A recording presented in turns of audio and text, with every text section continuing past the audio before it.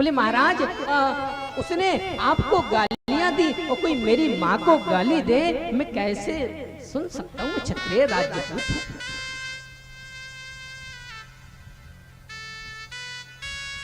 अरे माँ हो तो ऐसी माँ हो, सुनीति जैसी माँ। और कोई माँ होती तो लड़ने लग जाती है, उसको बुरा भला बोल देती, लेकिन धन्य है सुनीति माँ का धैर्य, धन्य। वाह।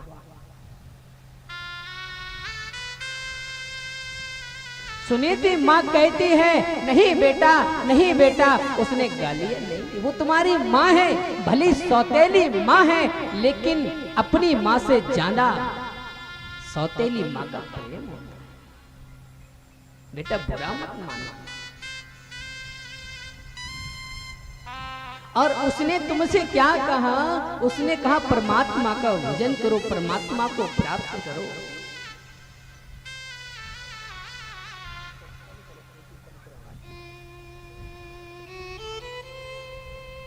सुनीति ने कहा बेटा उसने तो तुम्हें वो बात बताई है जो मैं जिंदगी में कभी नहीं बता पाई। तुम मुझसे बार बार पूछता था माँ मेरे पिता कौन है, मेरे पिता कौन है? अरे बेटा मैं तो तुझे वो भी नहीं बता पाई, लेकिन उसने तो तुमको परम पिता परमात्मा का रास्ता बताया है। बेटा चूकना मत, जरूर पाना। मैं कहता हूं कि माँ हो तो ऐसी माँ होना चाहिए, सुनीति माँ जैसी माँ होना चाहिए। धैर्य है सुनीति माँ का, धैर्य धन्य।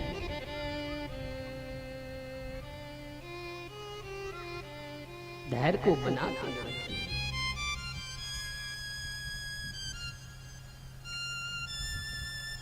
तो ध्रुव जी महाराज ने कहा अगर माँ उन्होंने मुझे परम पिता परमात्मा का पता बतलाया है तो बताओ माँ वो कहाँ रहते हैं?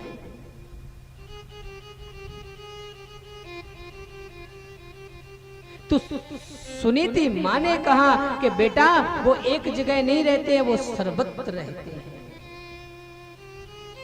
भगवान तो सब जगह है, भगवान को प्रकट करना आता है। भगवान को हम कैसे प्रकट कर सकते हैं? भगवान कण कण में है, भगवान अणु अणु में है, भगवान सर्वत्र है। भगवान को प्रकट करना आना चाहिए। बोले हरि व्यापक सर बत्र समाना, प्रेम से प्रगट होए मैं जाना। हरि व्यापक सर बत्र समाना, प्रेम से प्रगट होए मैं जाना। हरि व्यापक सर बत्र समाना, प्रेम से प्रगट होए मैं जाना। हरि व्यापक सर बत्र समाना, प्रेम से प्रगट होए मैं जाना। श्री राम जय राम जय जय राम, श्री राम जय राम जय जय राम। हरि व्यापक सर्वत्र समाना, प्रेम से प्रकट होए में जाना। भगवान को हम प्रेम से प्रकट कर सकते हैं, भगवान को कहीं से प्रकट कर सकते हैं। बोले बेटा वो सर्वत्र है, कहीं से भगवान को प्रकट करो, पहले भगवान की तपस्या करो। आज ध्रुव जी महाराज निकल गए, निकल करके जैसे ही पहुंचे महाराज के देवर्षि नारद का दर्शन हो गया। देवर्षि नारद ने हाथ पकड़ लिया, बेटा कहाँ जा रहे हो? बोले भगवान को प्राप्त करने के लिए जा रहे हैं। बोले तुम नादान हो। अरे भाई तुमको जंगल में जा रहे, तुमको शेर भालू चीता खा जाएंगे, घर चले जाओ, लौट जाओ। भगवान इतने आसान नहीं है जो मिल जाए। नारद जी महाराज ध्रुव जी महाराज की परीक्षा ले रहे।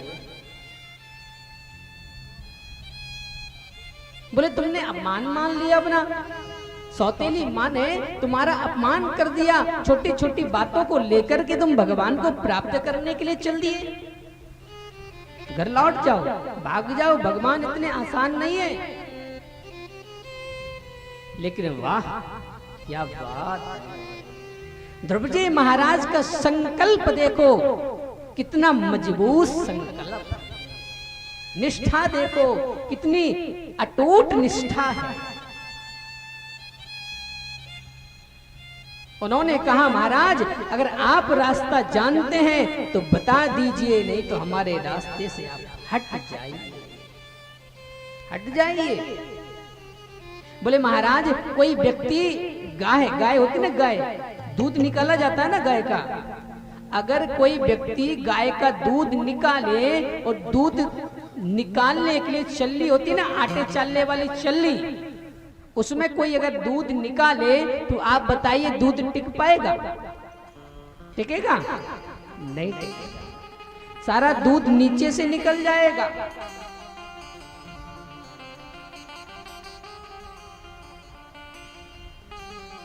तो इधर ध्रुवजी महाराज यही कहते हैं कि महाराज मेरी सौतेली माँ ने मेरे हृदय को ऐसा छिन्न भिन्न कर दिया, ऐसा छिन्न भिन्न कर दिया महाराज कि आपकी ये अमृतमय वाणी हमारे हृदय में टिक नहीं पा रही, दूध की तरह सब निकल रही बाहर।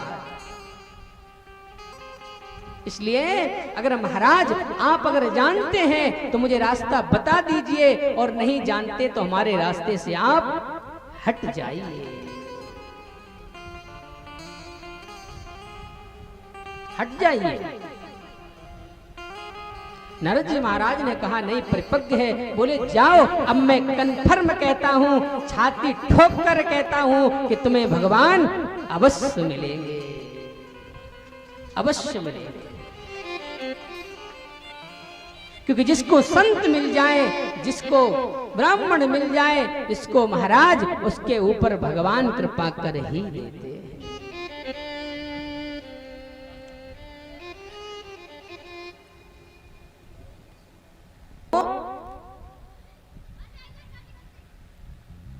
जिसको संत मिल जाए उसको भगवंत जरूर मिल जाए।